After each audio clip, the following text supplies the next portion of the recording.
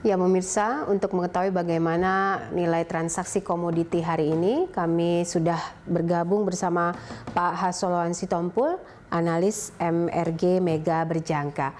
Pak Hasoloan, bagaimana Ya, transaksi emas hari ini dibandingkan kemarin? ya.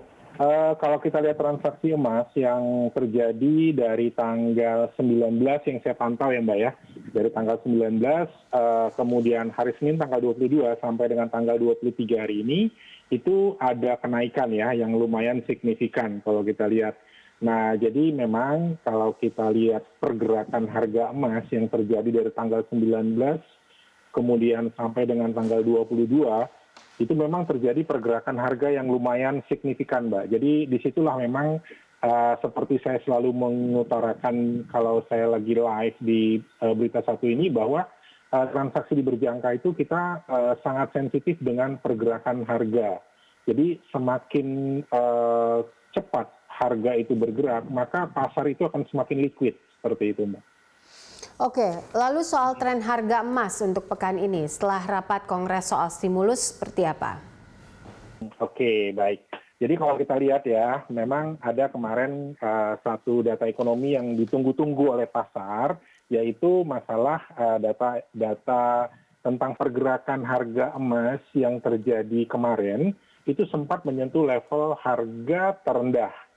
Ya, jadi harga itu pernah menyentuh harga terendah yang terjadi 7 bulan yang lalu.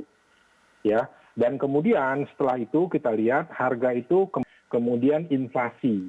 Ya, inflasi. Jadi kalau kita lihat ada kecenderungan dengan kenaikan nilai obligasi ini itu bisa kecenderungannya adalah untuk meningkatkan inflasi. Ada lagi faktor lain yang mempengaruhi untuk menghambat harga emas itu untuk naik, yaitu kalau kita lihat di sini secara teknikal itu ada resistensi di harga 1821. Ya, Potensi kenaikan dan juga harga robusta, kemudian juga untuk pelemahan CPO ini bagaimana untuk komoditi ini? oke, mungkin kita bicara CPO dulu ya sementara ini ya. Kalau kita bicara CPO, memang kemarin itu kalau kita lihat ada penurunan harga yang lumayan ya Mbak ya. Itu sebenarnya penurunan harga yang terjadi itu kalau kita belajar secara teknikal, itu terjadi suatu kejenuhan pergerakan harga naik. Sering disebut dengan istilah oversold. Ya, jadi harga itu sudah jenuh dia untuk naik.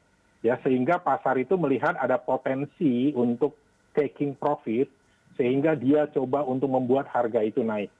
Ya. Nah, kemudian kalau kita bicara secara fundamental, sebenarnya secara fundamental semuanya itu oke-oke aja. Ya, cuma memang kemarin ada sedikit masalah di masalah transportasi.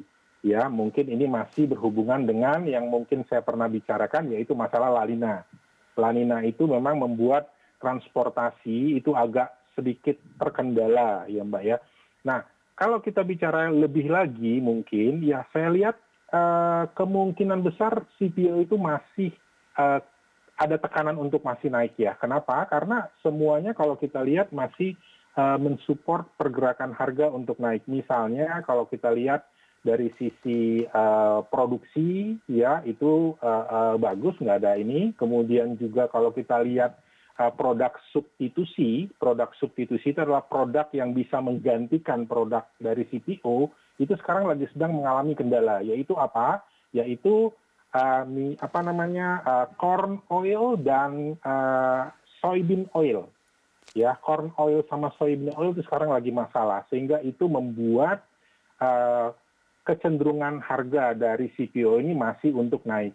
Tapi ada satu sedikit yang memang agak jadi jadi suatu kendala yang nggak terlalu ini sebenarnya sih ya, tapi ini ada pengaruhnya lah terhadap harga, yaitu apa?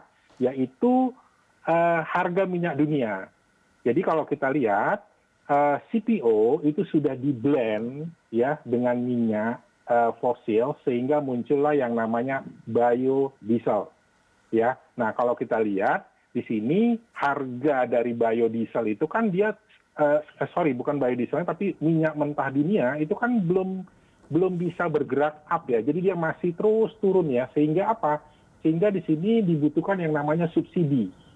Ya, nah subsidi inilah sekarang yang sedikit bisa menjadi kendala nanti untuk proses kenaikan dari harga CPO ini, seperti itu. Oke, Oke? baik. Ya. Baik, terima kasih Pak Hasoloan Sitompul untuk analisanya. Ya, sama-sama. Ya, analis dari MRG Mega Berjangka.